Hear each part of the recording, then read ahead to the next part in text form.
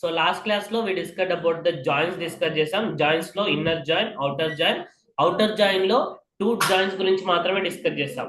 Right outer join, left outer join. Right outer join ని right join అని కూడా అంటారు, లెఫ్ట్ అవుటర్ జాయిన్ ని లెఫ్ట్ జాయిన్ అని కూడా అంటారు అని చెప్పి చెప్పారు. సో ఈ రెండు కాకుండా ఇంకో జాయిన్ కూడా ఉంటుంది అవుటర్ జాయిన్స్ లో. That join is an full outer join. Full outer join, full outer join అని చెప్పి ఉంటుంది అనమాట. It comes under the outer join కిందకే వస్తుంది. So it is an full outer join. So ఈ ఫుల్ అవుటర్ జాయిన్ అనొచ్చు, లేదా అంటే we can call is an full join అనొచ్చు.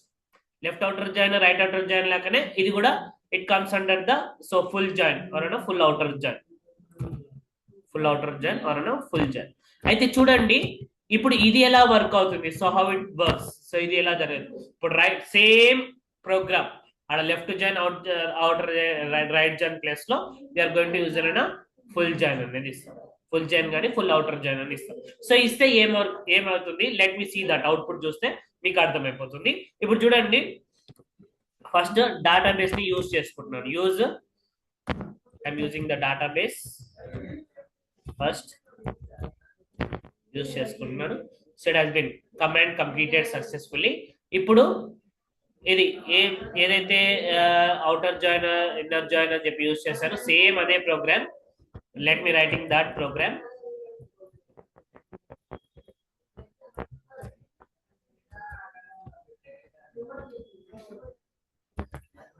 సో ఇంతకు ముందు ఈ ప్రోగ్రామ్ నేను ఎగ్జిక్యూట్ చేస్తే, రైట్ అవుటర్ జాయిన్ ఎగ్జిక్యూట్ చేస్తే, నాకు రైట్ సైడ్ ఉన్న టేబుల్లో ఉన్న డాటా అనేది నీకు డిస్ప్లే అవుతుంది.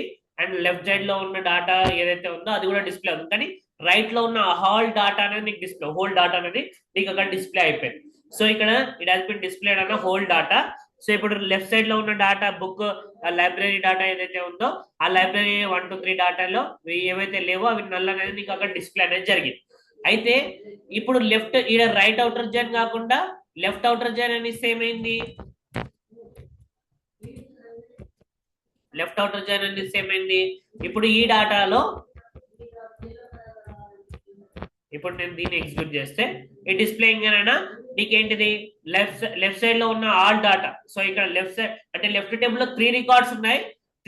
ఆ 3 రికార్డ్స్ కి సో స్టూడెంట్ ఐడీస్ అనేవి కూడా మెన్షన్ ఉన్నాయి కాబట్టి నీకు అన్ని మొత్తం డాటా వచ్చింది. ఓకేనా. ఇప్పుడు ఈ left outer join, right outer join కాకుండా ఫుల్ అవుటర్ జాయిన్ అని చెప్పి ఇచ్చాను అనుకోండి. If I give a full outer join, so then see what the output will be if I execute it. So execute చేస్తే చూడండి ఏమైంది, ఫుల్ అవుటర్ జాయిన్ అని ఇస్తే, సో ఇక్కడ ఇంతకు ముందు కేసులో ఏంటిది, ఇట్ హాస్ బిన్ డిస్ప్లేడ్ అని ఏమంటారు, రైట్ అవుటర్ జాయిన్ అని ఇచ్చినప్పుడు రైట్ సైడ్ ఉన్న డాటా మాత్రమే నీకు డిస్ప్లే, లెఫ్ట్ అవుటర్ జాయిన్ అని ఇచ్చినప్పుడు లెఫ్ట్ సైడ్ ఉన్న డాటా మాత్రమే డిస్ప్లే. కానీ ఫుల్ అవుటర్ జాయిన్ అని ఇచ్చినప్పుడు ఈ టేబుల్ 1, టేబుల్ 2 రెండు డాటా అనేది నీకు డిస్ప్లే అవుతుంది. Table 1, table 2, left table, right table లో ఉన్న మొత్తం డాటా డిస్ప్లే అవుతుంది. ఇప్పుడు లెఫ్ట్ టేబుల్ లో ఉన్న ఏంటివి 3 రికార్డ్సే ఉన్నాయి. ఆ 3 రికార్డ్స్ డిస్ప్లే అయ్యి మిగతా 4th 5th రికార్డ్ అనేది నీకు అక్కడ డిస్ప్లే అవ్వలేదు. అండ్ రైట్ టేబుల్ లో ఏంటిది, సో రైట్ టేబుల్ లో ఉన్న 3 రికార్డ్స్ తో పాటు ఇంకా 2 రికార్డులు ఉన్నాయి కదా, ఆ 2 రికార్డ్స్ కూడా మీకు ఇక్కడ డిస్ప్లే అవుతుంది. ఇంతకుముందు రైట్ జాయిన్ ఇచ్చినప్పుడు కూడా ఇదే ప్రింట్ అయింది, కానీ రైట్ సైడ్ ఉన్న దానికి ప్రియారిటీ ఇచ్చింది అక్కడ. అంటే రైట్ సైడ్ లో ఇక్కడ మీరు రైట్ సైడ్ టేబుల్లో ఈ శ్యాము, ఈ రుద్ర అనేది, శ్యామ్ అనేది ఫస్ట్ యాజ్ అన్ ID 1 కిందికే ఉంది. కానీ ఇక్కడ అలా రాలేదు చూడండి. ఇక్కడ ఏంటిది, మీకు ఈ డాటా మొత్తం వచ్చింది, ఈ డాటా మొత్తం వచ్చింది. అంటే whole data like inner join లాగానే వర్క్ అవుతుంది అనమాట. సింపుల్. కానీ ఇన్నర్ జాయిన్ అంటే ఏంటంటే కామన్ గా ఉన్న డాటా మాత్రమే వచ్చింది ఆ రెండిట్లలో. కానీ ఇక్కడ ఏంటంటే మొత్తం డాటా వస్తుంది, కామన్ గా ఉన్నది, కామన్ గా లేనిది, రెండు డాటా అనేది నీకు డిస్ప్లే అవుతుంది. ఇన్నర్ జాయిన్ అంటేనేమో ఓన్లీ కామన్ గా ఉన్న డాటా, స్టూడెంట్ ఐడీస్ మాత్రమే వస్తుంది. ఇదేమో ఇట్ గోయింగ్ టు డిస్ప్లే అన్న both data, table 1 data, table 2 data, మొత్తం డాటా డిస్ప్లే అవుతుంది. అందులో టేబుల్ 1 లో 10 రికార్డులు ఉంటాయి, టేబుల్ 2 లో 20 రికార్డులు ఉన్నాయి, 20 రికార్డ్స్ ఉన్నాయంటే ఆ 20 ఈ 10 రికార్డ్స్ ఈ 20 రికార్డ్స్ మొత్తం కలిపి నీకు డిస్ప్లే అవుతుంది.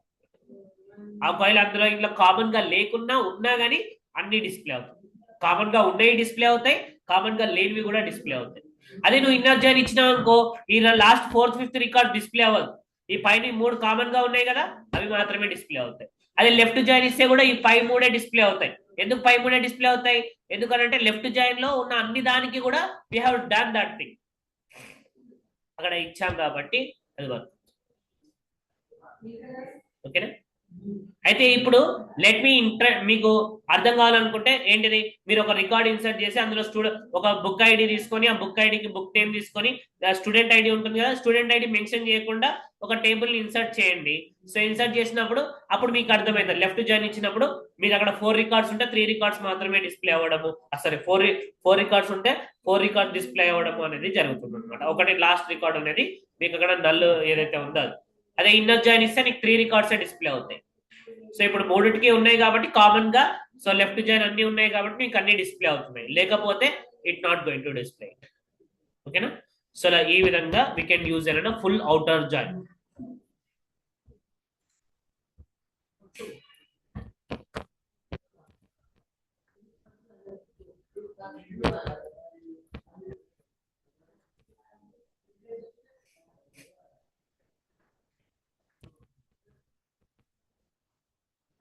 ఇది ఫుల్ అవుటర్ జాయిన్ అని చెప్పి రాసుకోవచ్చు, లేదంటే వీ కెన్ రైట్ అని ఫుల్ జాయిన్ అని కూడా రాసుకోవచ్చు. Same left outer join left join అని చెప్పి ఎలా రాసుకుంటాము, full outer join full join అని చెప్పి రాసుకోవచ్చు.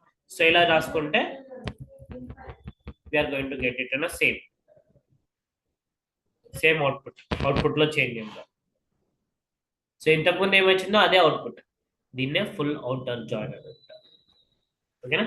సో ఈ విధంగా full outer join and full join అని చెప్పి, so we can right in that format లో మనం రాసుకోవచ్చు అనమాట.